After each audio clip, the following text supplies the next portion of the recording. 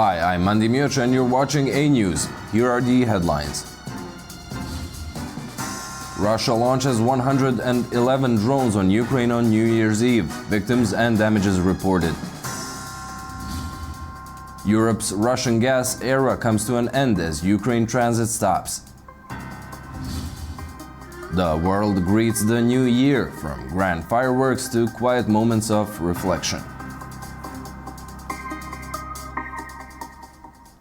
Thank you for tuning in. Russia launched a drone strike on Kyiv on New Year's Eve, killing 2 and injuring at least 7 people.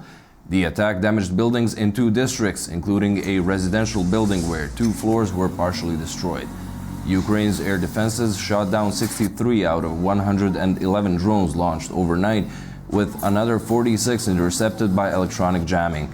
Kyiv's mayor Vitaly Klitschko said debris from downed drones also hit a non-residential building. Ukraine's President Volodymyr Zelensky reacted to the strikes, saying that even on New Year's Eve, Russia was only concerned with how to hurt Ukraine. As the world entered 2025, the leaders of Russia and Ukraine shared their thoughts on the year ahead, shaped by the ongoing conflict. Both Vladimir Putin and Volodymyr Zelensky addressed their nations, with their speeches showing the stark contrast of their visions for the future and the war. Ukrainian President Volodymyr Zelensky and Russian President Vladimir Putin addressed their nations in separate New Year messages, reflecting the stark realities of the ongoing war and their respective visions for the year ahead. In a 21-minute video, Zelensky emphasized that peace for Ukraine would not come as a gift, but must be fought for. Speaking against a backdrop of Ukraine's blue and yellow flag, battlefield scenes and images of children, he called for national resilience in the face of Russia's 34-month invasion. Zelensky expressed confidence in U.S. support, referencing conversations with both outgoing President Joe Biden and incoming President-elect Donald Trump. Я не маю сумніву, що новий американський президент хоче. I have no doubt that the new American president wants and will be able to bring peace and end Putin's aggression. He understands that the former is impossible without the latter, because this is not a street brawl where the 2 sides need to be pacified. This is a full-scale aggression by a deranged state against a civilized one. And I believe that, together with the United States, we are capable of the strength to force Russia into a just peace. Силу змусити Росію до справедливого миру. Meanwhile, Putin delivered a brief 3.5-minute address from the Kremlin, aired across Russia's 11 time zones, acknowledging economic challenges like rising prices and high interest rates. He assured Russians that their well-being remained his top priority. Да, нам предстоит еще многое решить. Yes, we still have a lot to do, but we can be rightly proud of what has already been done. This is our common heritage, a solid foundation for further development. Our country, independent, free and strong, has been able to respond to the most difficult challenges. And now, on the threshold of the new year, we are thinking about the future. We are sure that everything will be fine. We will go only forward. We know for sure that the absolute value for us was, is and will be the fate of Russia and the well-being of its citizens. Marking 25 years since his first New Year address, Putin paid tribute to Russian soldiers fighting in Ukraine, calling them heroes and praising their bravery. However, he avoided any detailed mention of the battlefield situation, the potential impact of Trump's upcoming presidency on the conflict. Russian gas supplies to European Union countries via Ukraine have ended after a 5-year deal between Ukraine's gas transit operator Naftogaz and Russia's Gazprom expired. Kyiv earlier said the deal would not be extended. Russian gas supplies to Europe via Ukraine ended as a 5-year transit deal between Russian Gazprom and Ukraine's Naftogaz expired. Kyiv has refused to negotiate a new transit deal, with Ukrainian President Volodymyr Zelensky saying earlier that the deal would not be extended, giving the EU a year to prepare. The European Commission said the continent had sufficient capacity to cope with the end of transit via Ukraine. Moldova, which is not part of the EU, could be seriously affected as the gas fueled a power plant on which the country relies for most of its electricity needs. It also supplied the Russia-backed breakaway region of Transnistria. The Soviet-era pipeline via Ukraine brought gas from Siberia via the town of Sudzha, now under the control of Ukrainian soldiers in Russia's Kursk region. It then flowed through Ukraine to Slovakia, where the pipeline splits into branches going to Czechia and Austria. Ukraine is giving up some $800 million a year in fees from Russia, while Gazprom will lose close to $5 billion in gas sales to Europe via Ukraine. Russia can still send gas to Europe through the Turk Stream pipeline across the Black Sea, while most other gas routes to the continent are shut, including Yamal Europe via Belarus and Nord Stream under the Baltic that was blown up in 2022. The EU has significantly reduced imports of Russian gas since Moscow launched its full-scale invasion of Ukraine in 2022. People around the world greeted the new year with unique traditions and celebrations. From grand fireworks to quiet moments of reflection, each country welcomed the new year in its own way. 3, 2, 1, here we go! As 2025 began, countries around the world marked the occasion with unique celebrations, reflecting their cultures, traditions, and hopes for the future. New Zealanders were amongst the first in the world to celebrate the arrival of the new year. They welcomed the new year with a visually stunning display in Auckland. The 5-minute spectacle involved over 500 kilograms of pyrotechnics launched from various sites. In Thailand, the new year was ushered in with an eco-friendly fireworks display made from sticky rice, stretching 1,400 meters. The colorful 6-act show featuring pastel and gold hues honored the country's heritage under the theme celebrating the everlasting legacy of Siam.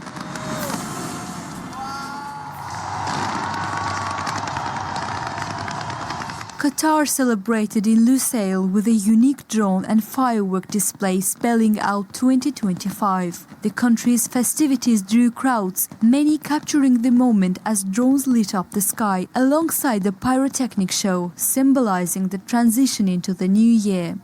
Greece's ancient Parthenon temple on the Acropolis had a quiet new year with limited fireworks and a small drone display. The mayor of Athens initiated these quieter celebrations to minimize the distress caused to pets and animals by loud fireworks.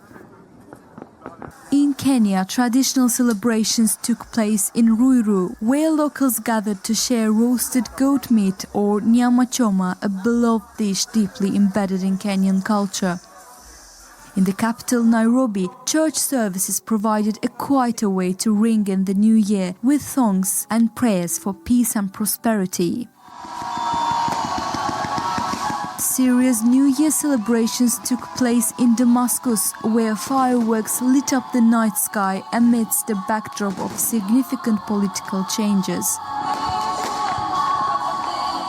Meanwhile, in Russia, Moscow's celebrations was marked by a hope for peace and prosperity, even without fireworks. Many in crowd expressed cautious optimism for the future. In Ukraine, the situation remained somber as a curfew restricted celebrations in Maidan Square due to the ongoing war with Russia.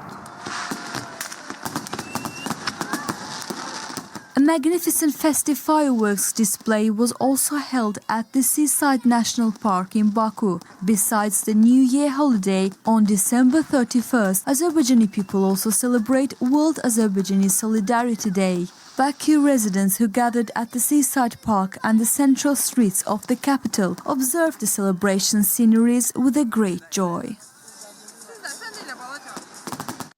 Azerbaijani President Ilham Aliyev delivered a New Year address, saying that the region of South Caucasus must become a hub of peace, tranquility, and cooperation.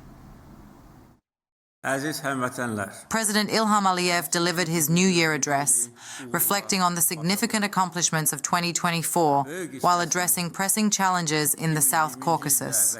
The president highlighted what he described as Azerbaijan's diplomatic and political success in affirming new geopolitical realities in the region. However, he expressed concern about Armenia's actions, which could potentially destabilize the fragile peace that has been achieved. biz Cənubi Qafqazda We affirm these new realities diplomatically, internationally, and politically. diplomatik, beynəlxalq və siyasi müstəvidə təsdiqlədik.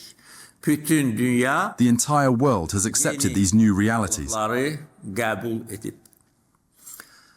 Ona görə Ermənistanın Therefore, Armenia's large-scale rearmament campaign, I believe, poses a new threat to the hesab region. edirəm ki, bölgə üçün növbəti təhdid mənbəyidir. Və əgər If we were to identify the most concerning issue for us this year, it would undoubtedly be Armenia's rearmament. qeyd etsək, təbii ki, bu Ermənistanın silahlanmasıdır. Bunun heç bir There is no logical explanation for this. izahatı yoxdur. In his address, President Aliyev strongly criticized what he referred to as Armenia's ongoing military buildup, warning that it could undermine peace efforts and escalate tensions in the region. He reminded the audience of the devastating consequences of past conflicts and urged Armenia to abandon what he termed a dangerous path. The president reiterated Azerbaijan's readiness to defend its sovereignty and prevent any possible threats to regional stability. Cənubi Qafqaz sülh The South Caucasus must be a region of peace, tranquility, and cooperation. Ermənistanın geniş miqyaslı və sürətli Armenia's large-scale and rapid rearmament and the procurement of lethal weapons could undermine this peace, the possible peace. poza bilər. Və bir şeyi də qeyd etməliyəm, Azərbaycan And I must emphasize that Azerbaijan will not merely act as a spectator regarding this matter. bağlı tamaşaçı rolunda olmayacaq.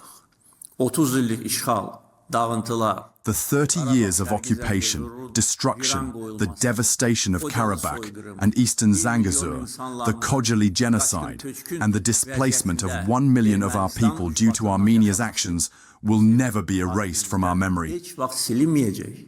Biz bunu heç vaxt unutmayacağıq. We will never forget this. Ermənistanın işğalçılıq siyasəti Armenia's aggressive policies and their nature must always be considered. daima nəzərə alınmalıdır.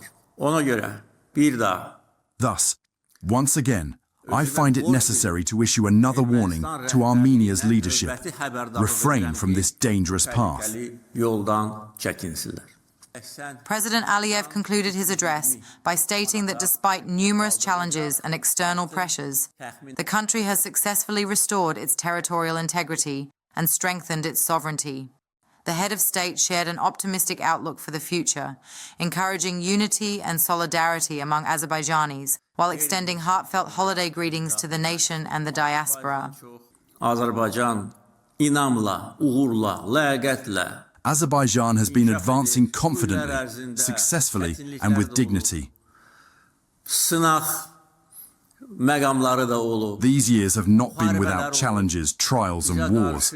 There have been unfounded accusations against us, but none of these could divert us from our path. Biz ərazi bütövlüyümüzü də bərpa etdik. We have restored our territorial integrity, despite the wishes of global powers. We have restored our state sovereignty, once again defying the will of major powers. İradəsinə zidd olaraq And we govern our country with confidence. idarə edirik.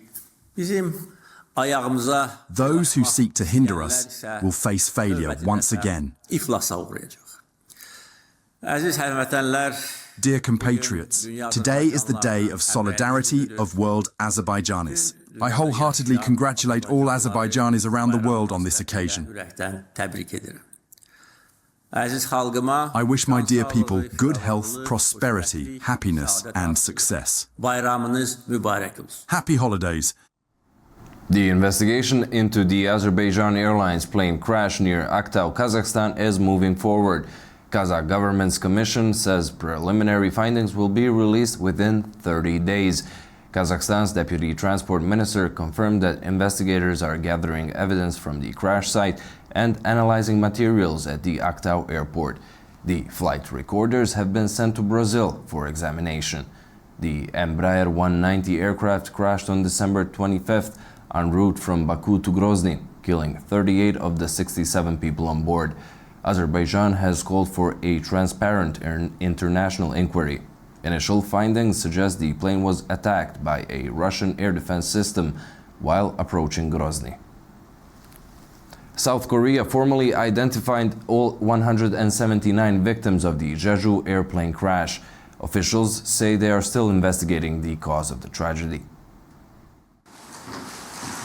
South Korea's acting President Choi Sang-mok confirmed that all victims of the Jeju Air Flight 2216 crash had been identified and their bodies returned to families for funeral services. Identification of all 179 victims were completed overnight. The bodies of victims were transferred to their family members, and funeral services have started after the bodies arrived at funeral halls. The disaster on Sunday claimed 179 lives, making it one of South Korea's deadliest aviation accidents. The Boeing, en route from Thailand, crashed while landing at Muan International Airport, skidding off the runway, hitting a concrete embankment and exploding. Authorities, including experts from the US National Transportation Safety Board and Boeing, are investigating the cause, with potential factors like a disabled control system or bird strikes. Currently, South Korea's investigators, along with the US National Transportation Safety Board and manufacturer, are conducting a joint investigation of the cause of the accident. The cause of the accident will be revealed by comprehensively analysing and reviewing detailed investigations of the aircraft, fuselage, and black box. In response, the South Korean government has pledged a full safety review of its airports and airline fleet.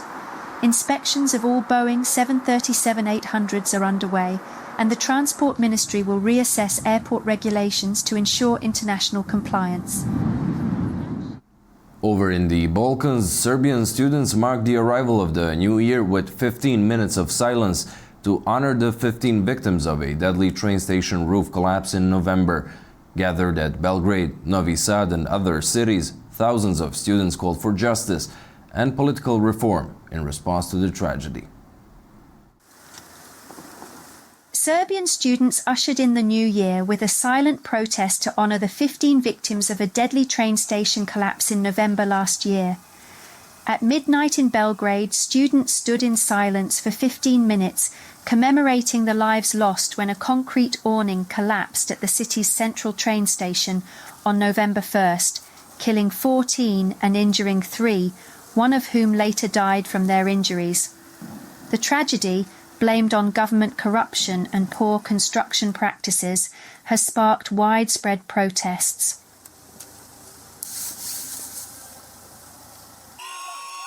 Students, opposition groups and the public have repeatedly taken to the streets demanding justice and political reforms, accusing the government of mismanagement. The government denies these allegations. Instead of celebrating New Year's Eve, tens of thousands of protesters, led by students, gathered in Belgrade and other cities, continuing their call for accountability. The movement has gained broad support, including from professors, farmers and actors, reflecting deepening dissatisfaction with President Aleksandar Vučić's leadership. Despite the festive season, protests continue to demand justice for the victims and government accountability for the collapse. Ivory Coast has announced that French troops will withdraw from the West African nation, further reducing the military influence of the former colonial power in the region. Ivory Coast's President Alassane Ouattara said the move was a reflection of the modernization of the country's armed forces. Separately, Senegal confirmed the withdrawal of French troops from the country would be completed by the end of 2025. Ivory Coast is home to the biggest remaining contingent of French troops in West Africa, with some 600 French military personnel. France has already pulled its soldiers out of Mali, Burkina Faso and Niger, while the government of Chad abruptly ended its defense pact with France in November. 72-year-old Gisèle Pellicot, the victim of a long-term mass rape organized by her husband, has been chosen as the Person of the Year, according to a survey in France. In the results of the survey, the Odoxa Research Institute notes that the personality of Gisèle Pellicot, her dignity as well as the horror of what she had to go through moved the French people. Pellicot got 38% of the vote, coming ahead of US President-elect Donald Trump and Ukrainian President Volodymyr Zelensky. French President Emmanuel Macron got 14% of the vote. During his New Year speech, French President Emmanuel Macron offered apologies and recognized that his decision to call early parliamentary elections in June had created more political instability in the country in a rare moment of contrition. The speech caps a tumultuous 2024 for Macron, who shocked the nation halfway through the year by calling snap elections, a gamble that backfired when voters delivered a hung parliament with a big increase in the number of far-right lawmakers, diluting Macron's power. The dissolution caused more divisions in the assembly than solutions for the French people, Macron said in a televised address in the clearest mea culpa moment since the elections. Starting today, residents from Romania and Bulgaria can travel freely in the Schengen area. The combined 25 million residents of the two countries now join nearly 450 million EU citizens who already have the freedom to move around the Schengen zone after land border checks were officially lifted.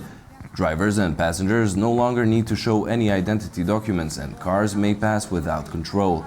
Romania and Bulgaria joined the European Union 17 years ago and became fully fledged members of the Schengen Free Travel Zone after the European Commission's green light in December.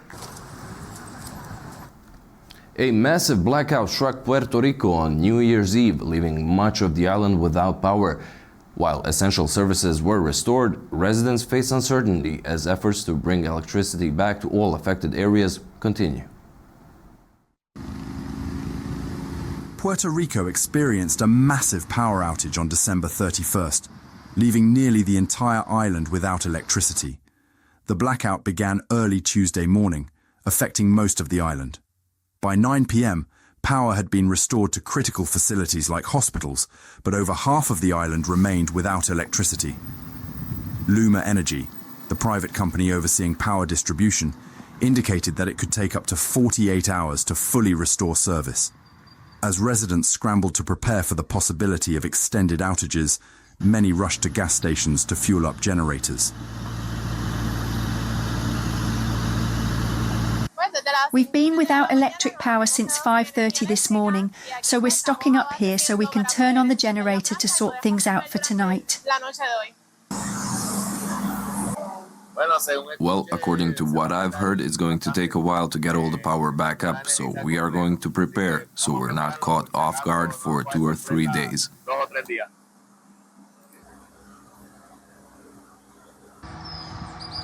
The outage is believed to have been caused by a failure in an underground line operated by LUMA, which knocked out power plants and disrupted private generators. Spokesperson Ivan Baez explained that the failed line took down both public and private power sources. In response, Governor Pedro Pierluisi urged Luma and Genera to expedite the restoration process, posting on social media platform X.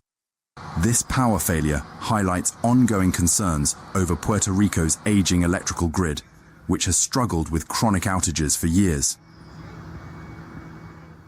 Well, that's all we have for you for now. Thank you for tuning in and keep watching AnewZ.